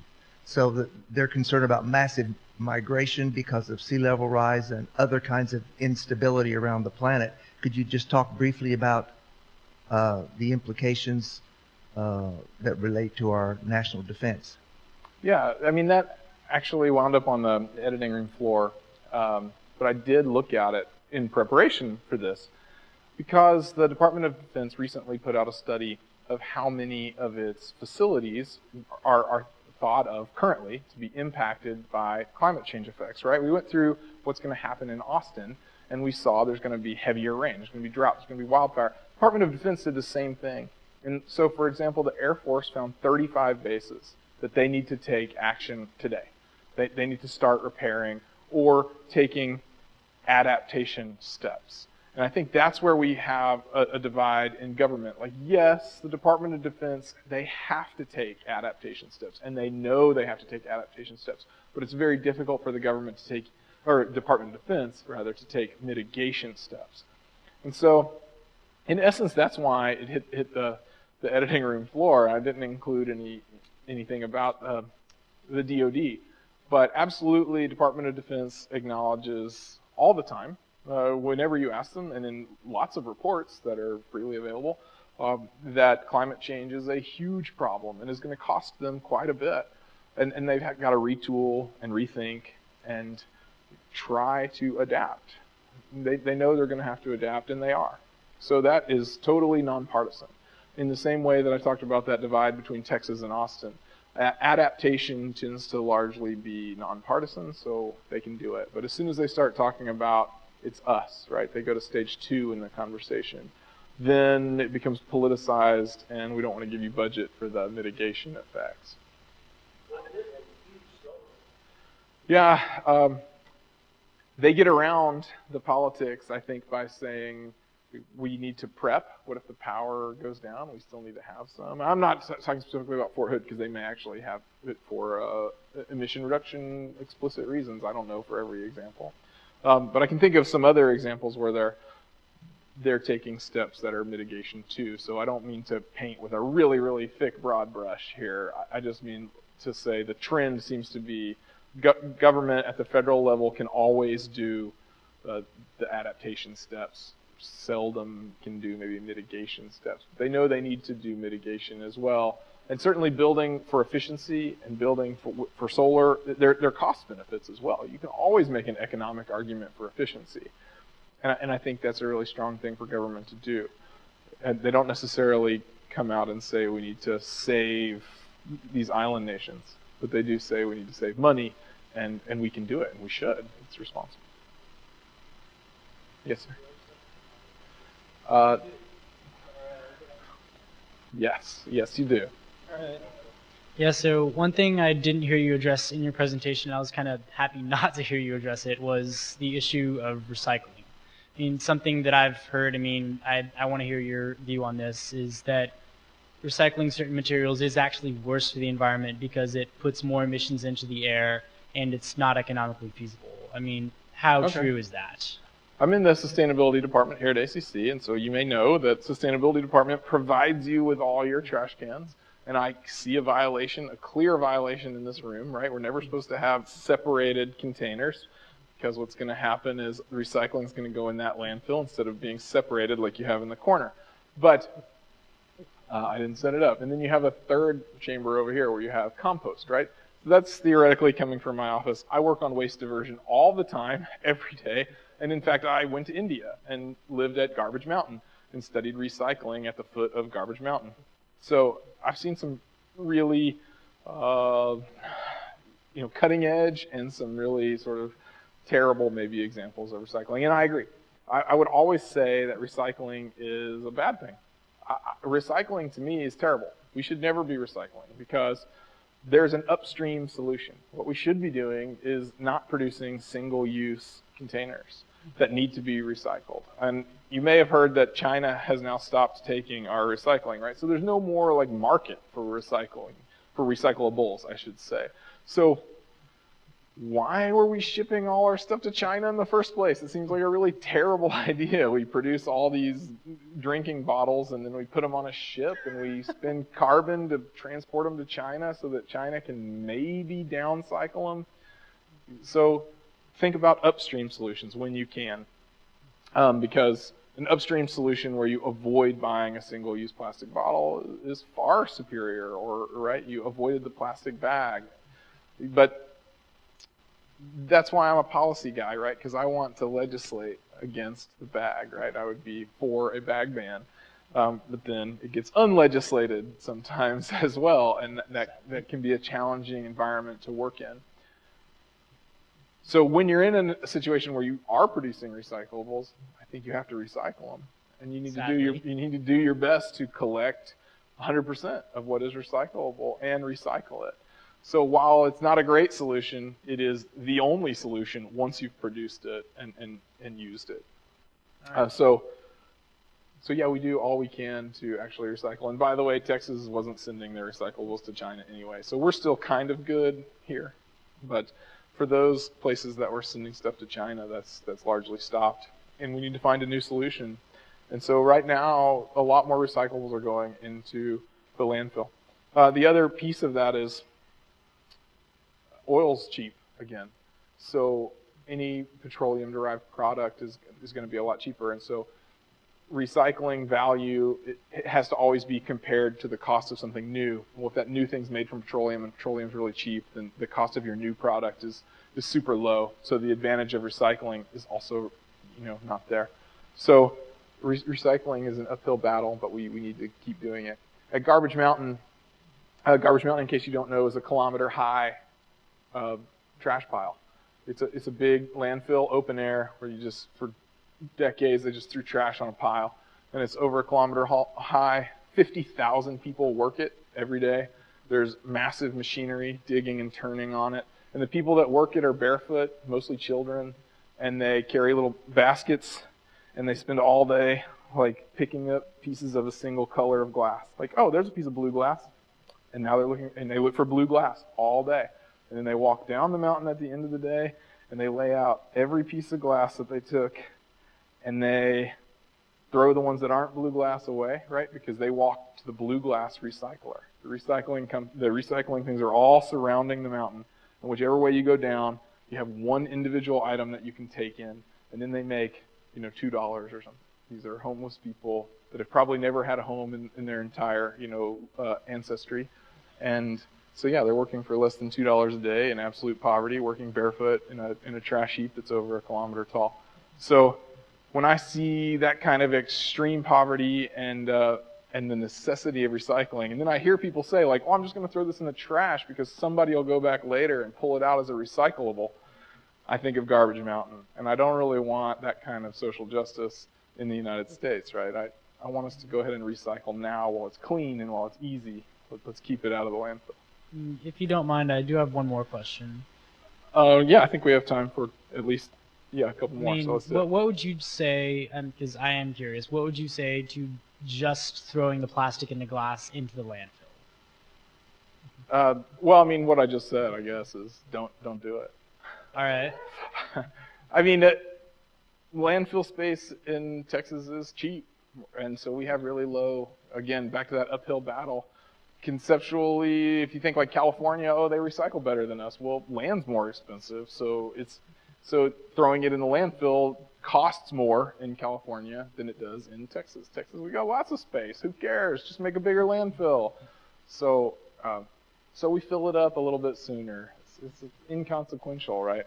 But I don't agree. Like, I think we need to conserve our resources, and please do. If you find a place at ACC where we're not providing you adequate recycling, then let me know. And that's what my office does. We can handle it. I don't personally do any kind of waste diversion, but I will refer you to the right people. Cool. Thank you. Thank you.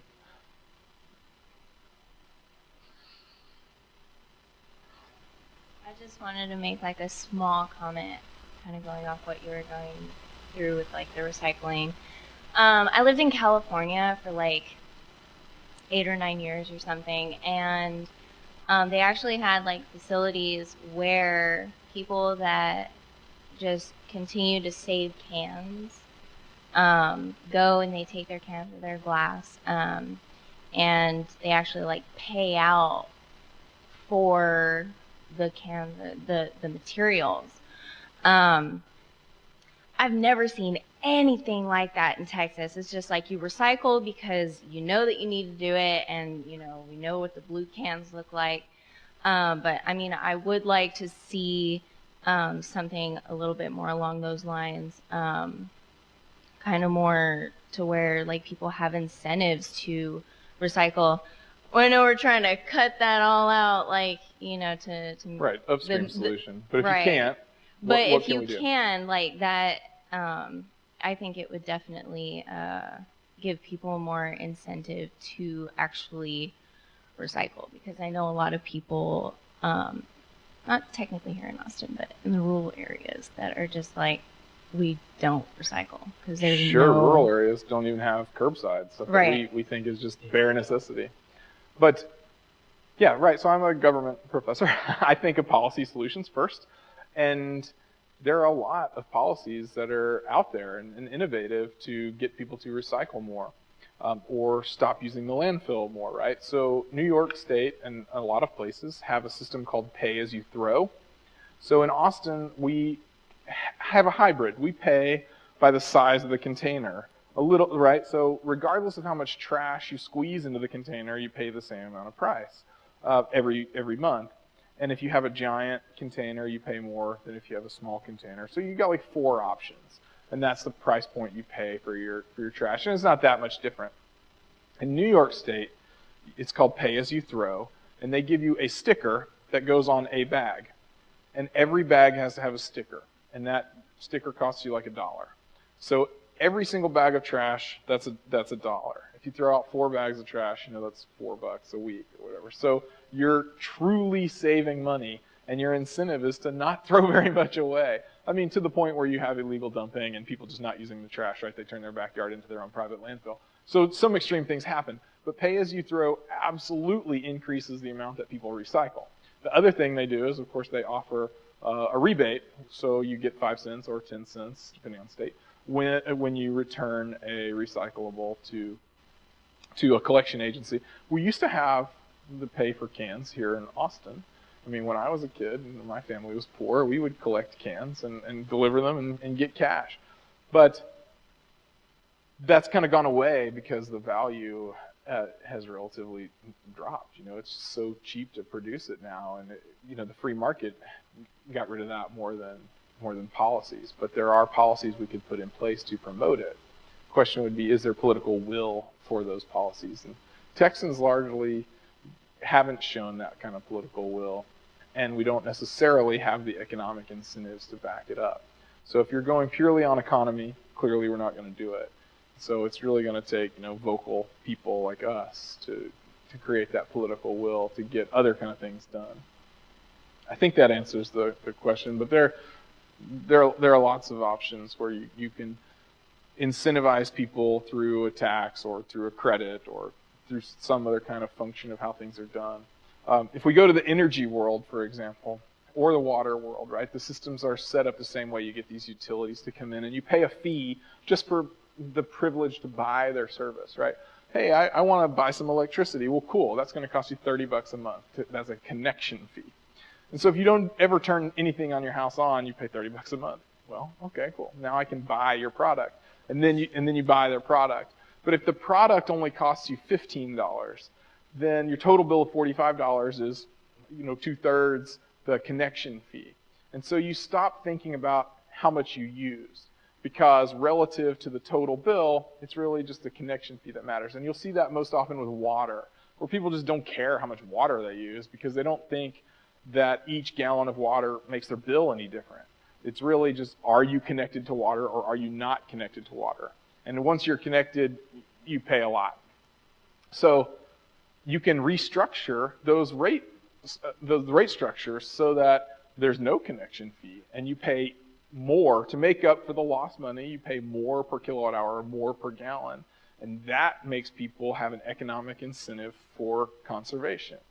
So all different locations have all different rate structures, and the government largely stays out of how people structure their rate. But you can tell an area that wants to promote conservation by the way they've set their connection cost up and their kilowatt hour cost. If their kilowatt hour cost is high, it maybe looks bad from the outside because you're like, oh man, they're paying 25 cents a kilowatt hour instead of I pay 13, but maybe their bill is actually less because they don't pay a connection fee at all, and I pay a $50 connection fee or whatever it is. I'm not picking on any power company in general.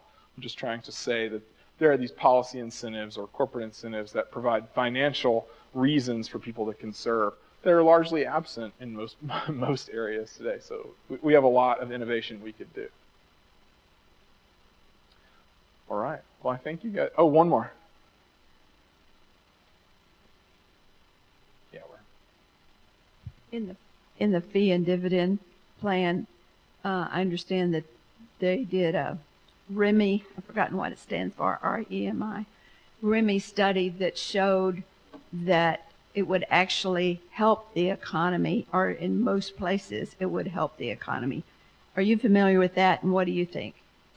What is the REMI in the dividend plan? In the fee and dividend The carbon plan. fee and dividend. Yeah, they're avoiding the word tax, right? It's not a carbon tax. It's a. The difference is that it's Yeah. returned to people, where a tax is used by the government, government's whatever the money. government wants to use it for. Whereas fee and dividend is it's returned to people. Right, like an oil dividend, right? Because Alaska has an oil dividend. But the REMI study was done by a nonpartisan group that showed that it would be good for the economy, the fee and dividend program. I can send you some more information about it if you're. Yeah, I mean, that would be very hard for me to say, just like good or bad. I think there's winners and losers with every policy, right? One of the ways we do policy analysis is we talk about who wins, who loses. And people that are using carbon-based activities are certainly going to be losers there. And people that don't use any carbon are going to be winners, right? I drove an electric car here, so I'm not using any carbon-based gas. Well, great. I'd love to get a free check. But does that mean that people who do work and need big trucks should pay more? Because right off the top of my head, they're going to be losers. It would take a pretty high level of analysis for me to say total economic growth versus economic suffering. But, apparently there is a study and the third party did it. And generally, I think it's probably true that we would see an economic benefit to that, because one of the things I'll talk about in class too is the Malcolm X economy, right? You think about what percentage of your dollar is leaving your community. And if we're buying gasoline, a fairly large percentage of that dollar is leaving our community. But if we're buying energy that's produced in our community, then none of that dollar is leaving. And that is where you get local economic benefit. So yeah, keep our money in the community. And I think largely carbon is coming from outside our community. So I think back of the envelope, I would agree. But I'm also a climate person, so I want to agree, there's bias. Just an announcement, we're volunteers with the Citizens Climate Lobby. If we're collecting constituent comments, if you'd like your comments about climate to go to your representative in Washington. These will be hand delivered to Washington at our meeting next month. So if you'd like to fill one out, great. By putting your name and address, we know who your congressman is. I also have flyers at the back on the bill that was mentioned, that's introduced into the Congress, as well as a Project Grand Canyon, where you can sign up on your cell phone. You'll get one email per month, and that email will give you 3 items to contact your congressman. I'll give you the name of your congressman, his phone number, and 3 items related to climate. You call your congressman once a month. Our goal is to have hundreds of calls going to Congress about your concerns about climate, because the lobbyists are there every day, but people like us are not there. This is one way. Once a month you'll get a phone call, or once a month you get an email, once a month you make a phone call, and that's what we ask you to do, so you can do something right now to help climate. Thank you. Thank you. Thank you, guys. I'll be up here.